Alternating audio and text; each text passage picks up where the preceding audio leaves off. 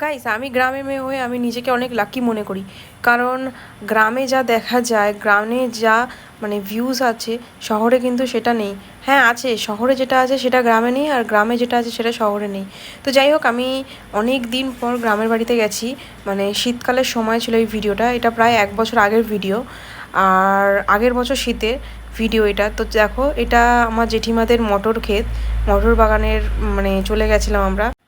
এখানে দেখো পুরো মটর পুরো শেষের দিকে, প্রায় এটা জানুয়ারি লাস্টের দিকে। তো কিছু মটর ছিল যেগুলো আমাদের জন্য বাঁচা কোচা হয়েছিল। তো আমি দেখাচ্ছি, দেখো কত মটর আমি তুলেছি। এদিকে দিদিও অনেক মটর তুলছে, মানে অনেকটাই তুলেছে মটর প্রায়। তো এদিকে মটর টটর তোলা হয়ে গেল, আমরা চলে গেলাম লাউ বাগানের দিকে। এই দেখো, এই দুটো লাউ আমরা তুলেছি। আমি খালি লাউটাকে খালি বলছি বাতাবি লেবু, বাতাবি লেবু।